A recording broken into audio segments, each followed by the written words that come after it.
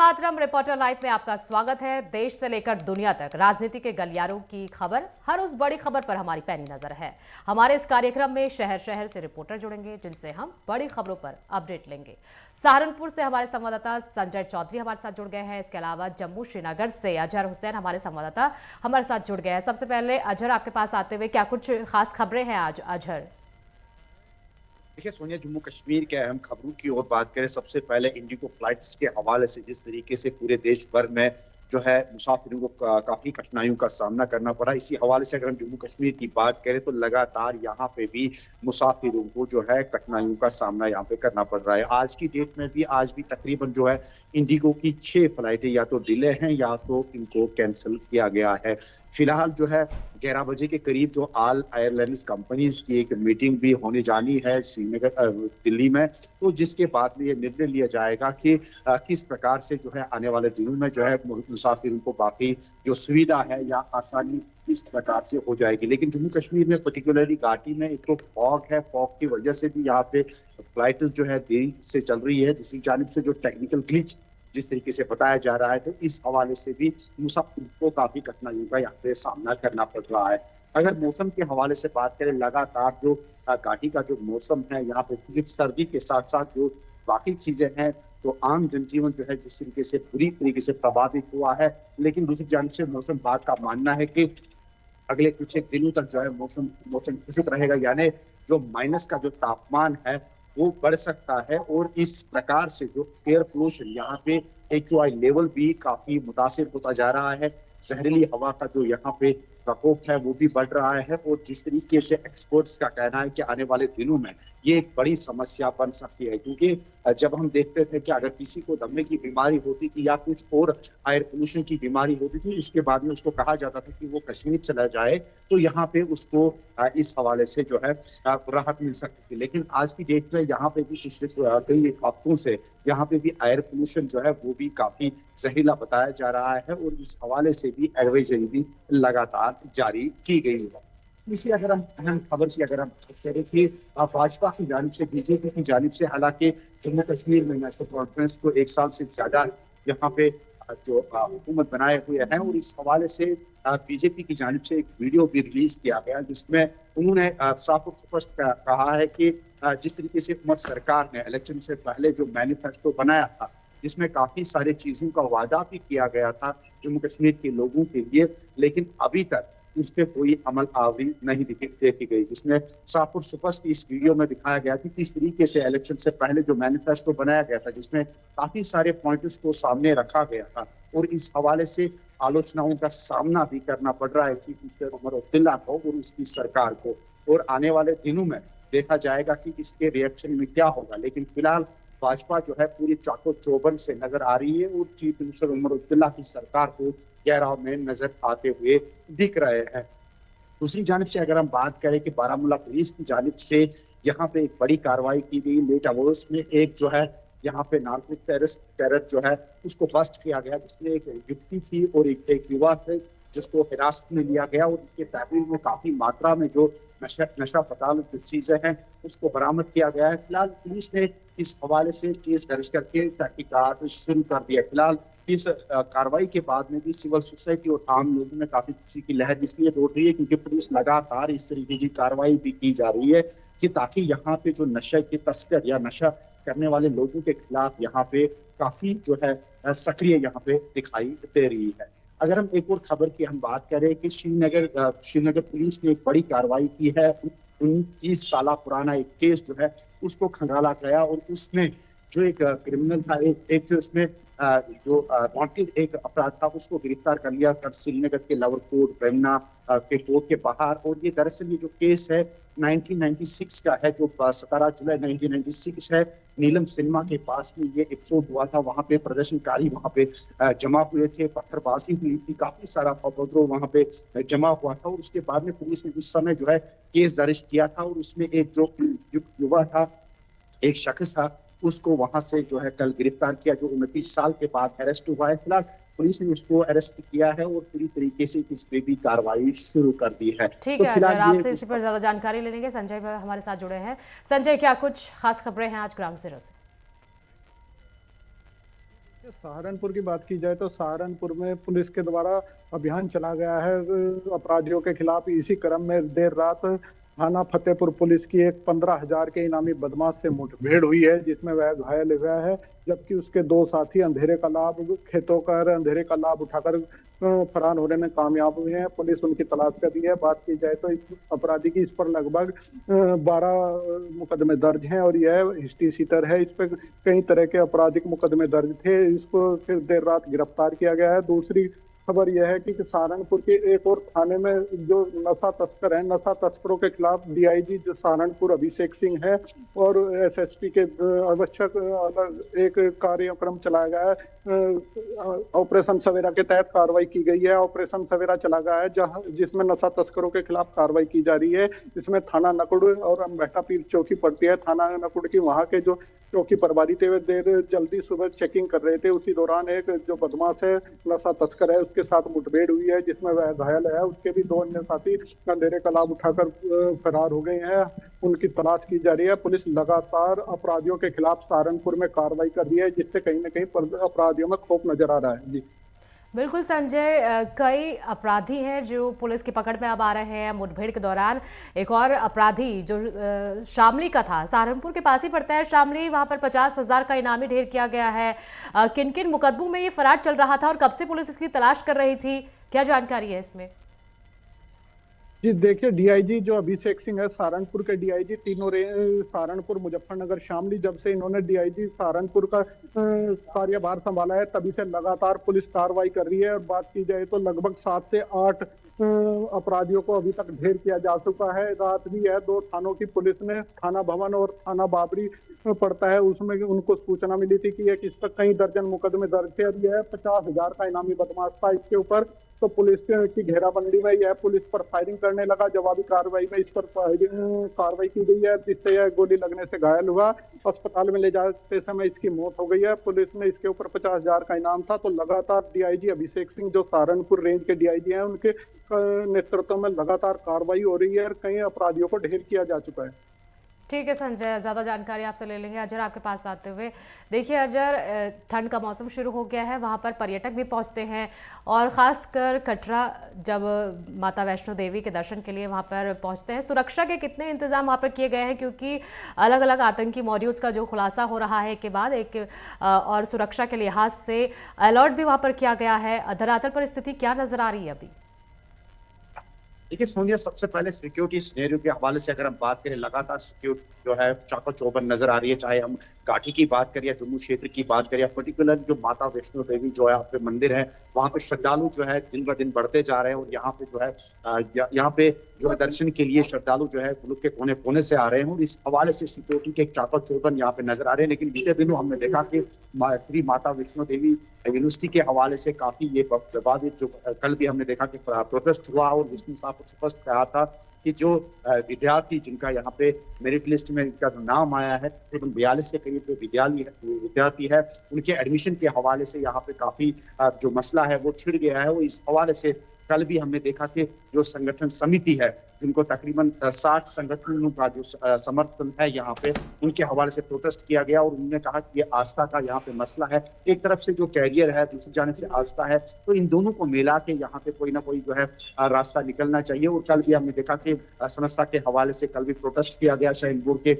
Office का घेराव किया और उनका साफ और स्पष्ट कहना है कि ये जो श्री माता वैष्णो देवी यूनिवर्सिटी है, इसके हवाले से कोई ठोस इकदाम उठाने चाहिए ताकि यहाँ पे पीस का रास्ता निकलना चाहिए। और एक तो बच्चों का जो कैरियर है वो भी बच सकता है, और दूसरी जानिब जो यहाँ पे आस्था है उसकी जो समानता है वो भी यहाँ पे होनी चाहिए। तो कहीं ना कहीं इस हवाले से भी काफी अभी बयानबाजी शुरू हो गई है और होने वाली है। और आने वाले दिनों में क्या कुछ निर्णय होगा इसका हमें भी इंतजार रहेगा। लेकिन सिक्योरिटी सिनेरियो के हवाले से बात करें, पूरे जम्मू कश्मीर में सिक्योरिटी सिनेरियो काफी चाको चौबंद नजर आ रही है। न कि सिक्योरिटी के जितने भी जम्मू कश्मीर पुलिस या राष्ट्रीय राइफल, सीआरपीएफ, वो भी अलर्ट है, लेकिन सीबीआई, ईडी और तमाम जितने भी सिक्योरिटी एजेंसियां हैं, जांच एजेंसियां हैं, वो भी खंगाला जा रहा है कि कौन से आतंकी और कौन से संगठन से जुड़े हैं, उनको चुन चुन के यहाँ पे बाहर निकाला जा रहा है। पूरी तरीके से इन्वेस्टिगेशन की जा रही है। आज की डेट में जो सिक्योरिटी के यहाँ पे काफी कड़े इंतजाम किए जा रहे हैं। मौसम के हवाले से बात करें कि मौसम लगातार जो है पिछले कई दिनों से छुट्टी हुई सर्दी और तेज हवाओं का प्रकोप जो है वो पूरी घाटी में देखने को मिल रहा है। हालांकि जम्मू का जो आज का सीजन होता था, यहाँ पे जम्मू का जो मौसम होता था काफी सुहाना मौसम होता था, लेकिन यहाँ पे भी इसका असर देखने को मिल रहा है। रात का तापमान भी यहाँ पे गिरता हुआ नजर आ रहा है, जिसमें तकरीबन जो है 4 डिग्री जो है वो तापमान जो है वो रिकॉर्ड किया गया है। लेकिन घाटी की स्थिति कुछ अलग है और यहाँ पे -4 से 5 डिग्री जो है यहाँ पे तापमान पहुंच गया है, जिसमें आम जनजीवन जो है बुरी तरीके से प्रभावित हुआ है। पर्यटक स्थलों की बात रहे हैं और जिसकी वजह से यहाँ का जो पर्यटक स्थल है यहाँ पे लोग जो है काफी लुत्फ अंदोज हो रहे हैं और सिक्योरिटी के यहाँ पे भी इंतजाम किए गए हैं। चाहे पहलगाम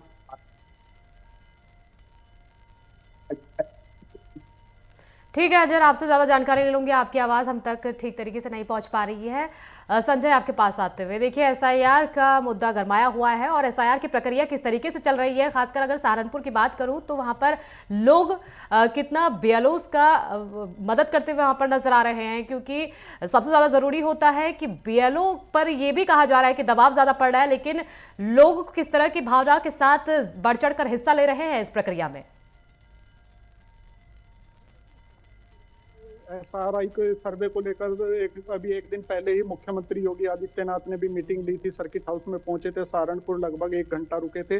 तभी से सभी जो अपने अधिकारी हैं या फिर जो भी उनके बीजेपी के कार्यकर्ता हैं, पदाधिकारी हैं, विधायक हैं, उनको भी आवश्यक दिशा निर्देश दिए थे कि सभी के वोट बनने चाहिए। एसआईआर को लेकर लगातार बीएलओ को भी से भी बात की जा रही है, तो वो भी लोग बाग उनके सहयोग भी कर रहे हैं और जो भी अन्य पार्टियों के जो नेता हैं वह भी अपने लोगों के वोट बनवा रहे हैं और एसआईआर में सभी मदद कर रहे हैं। लगातार यहाँ पर जो अधिकारी हैं, जिला अधिकारी हो चाहे मंडलायुक्त हो, वो भी अपने जो अधिकारी हैं, बीएलओ हैं या उनसे ऊपर के अधिकारी हैं, सबको दिशा निर्देश जारी किए गए हैं कि सभी जो भी कोई भी ऐसा ना हो जिसकी एसआईआर को लेकर छूटा जाए। तो ऐसे में लगातार अधिकारी उनको मॉनिटरिंग कर रहे हैं और यह कार्रवाई लगातार चल रही है। एसआईआर को लेकर लोगों में भी उत्साह है और वह अपने वोट बनवा रहे हैं। जी ठीक है संजय, ज़्यादा जानकारी ले लेंगे। राघवेंद्र प्रताप सिंह उत्तर प्रदेश से हमारे स्टेट हेड हमारे साथ जुड़ गए हैं।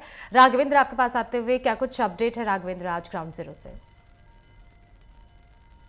बिल्कुल सोनिया, अगर उत्तर प्रदेश की खास खबरों की बात कर लें तो मुख्यमंत्री योगी आदित्यनाथ अपने 2 दिवसीय दौरे पे गोरखपुर आज पहुंचे हुए हैं और वहां पे जनरल बिपिन रावत के नाम पे जो कार्यक्रम है उसमें सम्मिलित होंगे। इसके अलावा एक कॉलेज के उद्घाटन में शामिल होंगे। तो एक तरह से कहा जा सकता है कि पूर्वांचल एक विकास की जो नई पटकथा लिख रही है उसमें आज एक नए पंख लगने वाले हैं और मुख्यमंत्री द्वारा विभिन्न इस तरह की योजनाओं का लोकार्पण शिलान्यास किया जाएगा। इसके अलावा हम लखनऊ की बात कर लें तो नगर निगम को एटीएस की तरफ से सूची मांगी गई है कि कितने रोहिंग्या और बांग्लादेशी अवैध घुसपैठिए हैं जो नगर निगम में सर्विस कर रहे हैं और यहाँ पे काम कर रहे हैं और किस तरह उनके गलत आधार बने। इसको जांच लेकर के धरपकड़ अब तेज हो गई है। मुख्यमंत्री योगी आदित्यनाथ ने जिस तरह से 18 नगर निगमों को नोटिस जारी किया था कि सभी लोग अपनी सूची बनाएं और इनको होम शेल्टर बनाकर यहाँ से हटा करके उनको रखा जाए ताकि उनके उचित गंतव्य तक जिस देश से आए हैं वहाँ भेजा जाए। इसके अलावा एसआईआर मुद्दे पर समाजवादी पार्टी की तरफ से अभी भी लगातार हमला बोला जा रहा है भारतीय जनता पार्टी पे और निर्वाचन आयोग पे। हालांकि निर्वाचन आयोग की तरफ से क्लियर किया गया है, मुख्य निर्वाचन अधिकारी रणदीप रेणुआ ने भी कहा है कि 97% कार्य लगभग डिजिटलीकरण का एसआईआर का कंप्लीट हो चुका है और जो भी 3% के आसपास में बचे हैं उसको भी हम आगामी 2-4 दिनों में कंप्लीट कर लेंगे। तो एक तरह से उत्तर प्रदेश में जो एसआईआर की प्रक्रिया है वो लगभग पूर्णता की तरफ है। अब देखना होगा कि जो मुख्य विपक्षी पार्टियां हैं, खास करके अखिलेश यादव जिस तरह से एसआईआर पे हमलावर थे, उनको इसमें क्या हाथ लगता है, क्योंकि निर्वाचन आयोग ने स्थिति स्पष्ट कर दी थी कि एक भी गलत मतदाता सूची में नहीं रहेंगे। जो भी एक जगह से अस्थायी निवासी है या अस्थायी निवासी है, जहां से भी एक जगह से ही मतदाता सूची में उसका नाम रहेगा। इसके अलावा हम बात कर लें कांग्रेस की तरफ से, तो वंदे मातरम पे जिस तरह से लोकसभा के शीतकालीन सत्र में जिस तरह से चर्चा हुई, यहाँ पे उत्तर प्रदेश में भी राजनीति गरमाई हुई और कांग्रेस पार्टी और समाजवादी पार्टी इस पे कहीं न कहीं से बहुत ही बैलेंस रूप में आगे बढ़ना चाहती हैं, क्योंकि कांग्रेस भी अब उत्तर प्रदेश में अपने खोए जनाधार को पाने के लिए थोड़ा सा सॉफ्ट हिंदुत्व की तरफ बढ़ती हुई दिखाई दे रही है। जी सुनिए। बिल्कुल राघवेंद्र, लेकिन सपा की तरफ से ये भी आरोप लगाया जा रहा है कि एक विशेष समुदाय का वोट काटने की कोशिश की जा रही है और बीएलओज पर इसके लिए दबाव डाला जा रहा है अधिकारियों की तरफ से।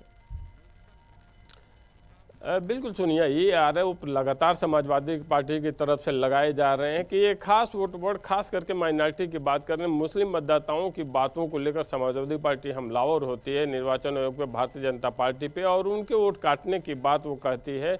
हालांकि निर्वाचन आयोग ने बहुत क्लियर अपनी स्थिति स्पष्ट कर दी है कि एक भी जो सही मतदाता है उसका नाम नहीं कटेगा, जो भी यहाँ का निवासी है उसका नाम मतदाता सूची से नहीं काटा जाएगा। लेकिन इतना जरूर है कि जो भी रोहिंग्या बांग्लादेशी अवैध घुसपैठिए हैं जो मतदाता सूची में अपना नाम डला लिए हैं, वो वोटर लिस्ट में अब नहीं रहेंगे। इसके अलावा कई बार होता है कि एक व्यक्ति 2-3 जगह से मतदाता सूची में नाम डलाया रहता है, तो उसको अब एक जगह से ही मतदाता सूची में नाम रखा जाएगा।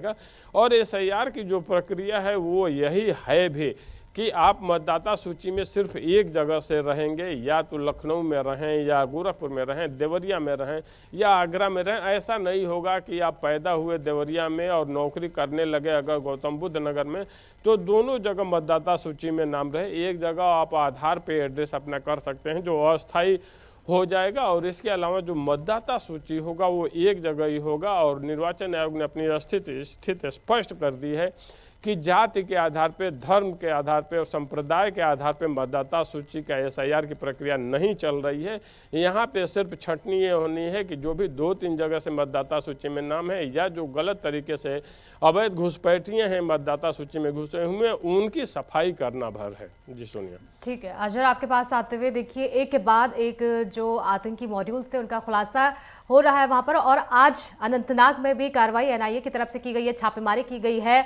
आतंकी मॉड्यूल जो दिल्ली में ब्लास्ट हुआ था उसका एक आरोपी है जावेर, उसके घर पर छापेमारी की गई है। क्या अपडेट है इस पर?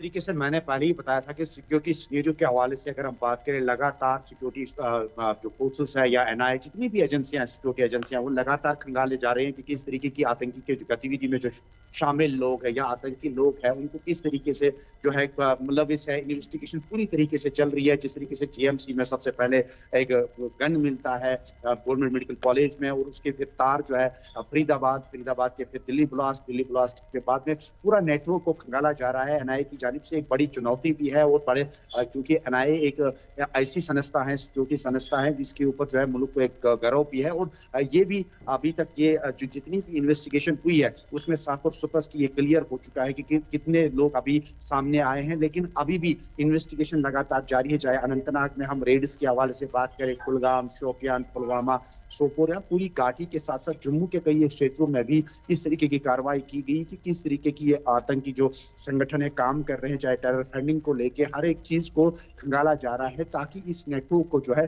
पूरी तरीके से बेनिकाब करके उनको कैफे किरदार तक यहाँ पे पहुंचाने की यहाँ पे कोशिश भी की जा रही है। जहां तक पर्यटक स्थलों की बात हमने कर रहे थे, पर्यटक स्थलों पे जो है लगातार जो है पर्यटक आ रहे हैं, चाहे गुलमर्ग की बात करें, पहलगाम या श्रीनगर मेन। लेकिन सुबह देर से जो है यहाँ पे मौसम ठंड होने की वजह से सुबह बहुत लेट आवर्स के बाद में यहाँ पे मार्केट भी खुल जाती है, और डल लेक में भी काफी जो है जो तेज हवाएं होती हैं, जिसकी वजह से जो पर्यटक जो है सुबह तकरीबन 12 बजे तक जो है डल के पास में नहीं जा पाते हैं, जिसकी वजह से यहाँ पे भी थोड़ा सा असर देखने को मिल पाएगा। लेकिन आने वाले दिनों में जो ही चिले कलान यानी 28 दिसंबर से जो 40 दिनों का जो कठोर वाली सर्दी, जिसे यहाँ के लोकल लैंग्वेज में चिले कलान बोलते हैं, जब ये स्टार्ट होगा तो उसके बाद में ये पता चलेगा कि जब बर्फबारी होगी तो ये भी आशंका लगाई जा रही है कि फुटफॉल ज्यादा हो सकता है, क्योंकि सर्दियों के दिनों में ज्यादा तक पर्यटक स्थल जो है वो बड़े पड़े रहते हैं। लेकिन अभी तक जो है पूरी अंदरूनी इलाके, जिसमें श्रीनगर का मेन सिटी है या अंदरूनी जितने भी मार्केट वाले इलाके, अभी तक यहाँ पे इंटीरियर इलाकों में अभी तक बर्फबारी नहीं हुई है। लेकिन इस बर्फबारी के बाद में ये आशंका लगाई जा रही है कि इन पर्यटक स्थलों पे जो पर्यटक है वो जो आ सकते हैं। है, लेकिन सिक्योरिटी के भी कड़े इंतजाम किए गए हैं। जगह जगह पे जो है सीसीटीवीज और फुटेज, और सबसे अहम यहाँ पे ये बात है कि टेक्नोलॉजी का यहाँ पे इस्तेमाल किया जा रहा है, लेटेस्ट टेक्नोलॉजी का यहाँ पे इस्तेमाल किया जा रहा है। ड्रोन्स के जरिए इन इलाकों में निगरानी की जा रही है, जो भी संवेदनशील इलाके हैं वहाँ पे ड्रोन्स के थ्रू निगरानी की जा रही है, ताकि कोई भी आशंकित जो घटना है उसको पेश न किया जाए। और उसके साथ साथ जो टीमें हैं, जो सिक्योरिटी फोर्सेस है, वो रात दिन चाको चौबंद नजर आ रहे हैं रोड पे आज, क्योंकि शाम के बाद में 5 बजे के बाद में जो मार्केट भी बंद हो जाती है, और सुबह जो है तकरीबन 12 बजे के बाद में ही जो मार्केट है वो खुल जाती है, क्योंकि काफी सर्दी यहाँ पे पाई जा रही है। लेकिन इसके बावजूद भी अगर आपको कोई नहीं मिलेगा, लेकिन यहाँ पे आपको सड़कों पे एक सिक्योरिटी फोर्स मिलेगा जो आपके हिफाजत के लिए यहाँ पे खड़ा होगा, चाहे अंदरूनी इलाके में चाहे जंगली वाले इलाके में, यहाँ पे सिक्योरिटी फोर्सेस जो है अपनी यहाँ पे ड्यूटी दे रहे हैं। तो ये बिल्कुल अजय, यानी कि सुरक्षा के कड़े इंतजाम वहां पर किए गए हैं। संजय आपके पास आते हुए, देखिए संजय, नकुड़ में पंचायत चल रही थी, उसी दौरान दो पक्षों के बीच विवाद हुआ, और ये विवाद इसीलिए हुआ छत्रपति शिवाजी को लेकर कोई विवादित पोस्ट किया था। क्या किसने ये पोस्ट किया था, क्या इसकी जानकारी लग पाई है अभी तक? कौन थे वो असामाजिक तत्व जिन्होंने पोस्ट किया था? जी देखिए, सहारनपुर के थाना नकुड़ के तिरपड़ी गांव पड़ता है, वहां पर एक विवादित पोस्ट शिवाजी महाराज को लेके की गई थी, जिसे लेकर कल 4 बजे पंचायत हुई थी। वहां पर पंचायत के दौरान ही कुछ असामाजिक तत्वों ने उन पर हमला कर दिया, जिसमें गोली भी चलाई गई थी, लाठी डंडे और धारदार हथियारों से हमला किया गया था। 2 लोगों को छर्रे लगे थे। पुलिस तत्काल मौके पर पहुंची थी, हालांकि 2 लोगों को गिरफ्तार कर लिया गया था, उसमें पूछताछ जारी है।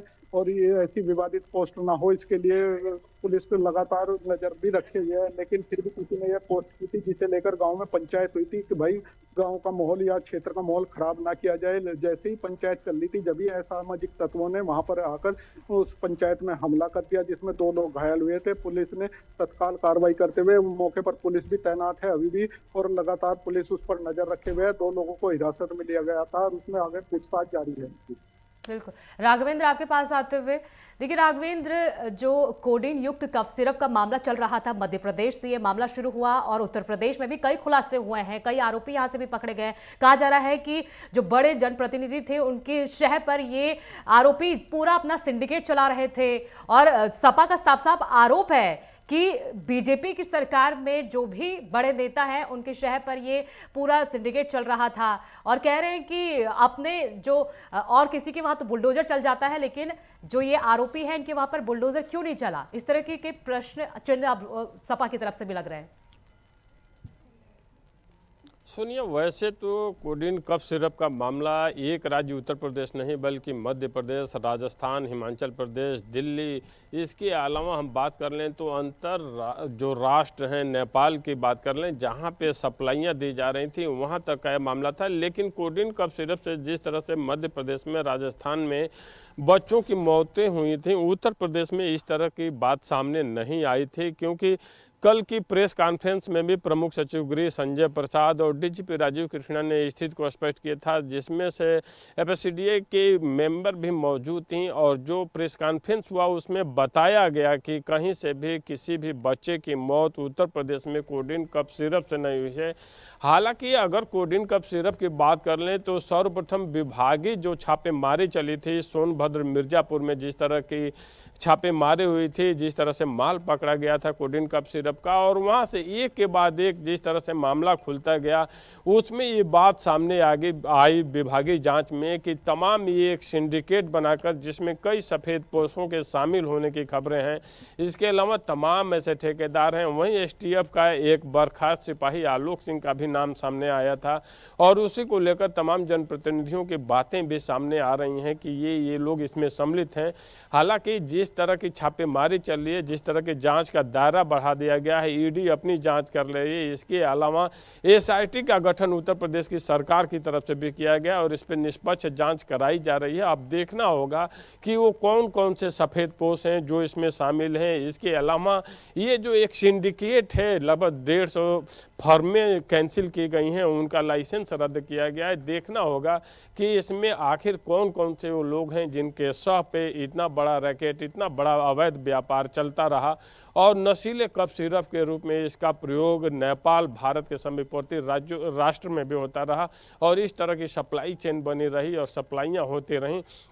जांच का दायरा जैसे जैसे बढ़ रहा है वैसे वैसे अलग अलग बड़े बड़े नाम भी इसमें आ रहे हैं। अब जांच के बाद देखना होगा कि वास्तव में ये जांच कहां तक पहुंचती है, न्याय कितना मिलता है और कितने लोगों को इसमें सजा हो पाती है। क्योंकि प्राय ऐसा देखा जाता है कि जब किसी भी मामले में सफ़ेद पोशों के नाम सामने आ जाते हैं जो मननी बन बैठे हैं और उनके जो चेले होते हैं या ये कहिए कि उन्हीं का जो एक सिंडिकेट होता है जो उनके नाम पे इस तरह का अवैध व्यापार करते हैं, उसमें न्याय नहीं मिल पाता है। अब देखना होगा, चूंकि योगी आदित्यनाथ की सरकार बिल्कुल लगातार राजेंद्र, ये देखने वाली बात होगी क्योंकि मामला शुरू हुआ था मध्य प्रदेश से, कई बच्चों की वहां पर मौत हो गई थी, उसके बाद राजस्थान में भी मौत हुई थी, उत्तर प्रदेश में ये मामला सामने आया, एक के बाद एक नेटवर्क के खुलासे हुए। अब सरकार का साफ कहना है कि आरोपी कोई भी हो बख्शा नहीं जाएगा। देखने वाली बात होगी कि क्या निर्णय निकलकर सामने आता है। बहुत बहुत शुक्रिया आप सभी का इन तमाम जानकारी को हमारे साथ साझा करने के लिए।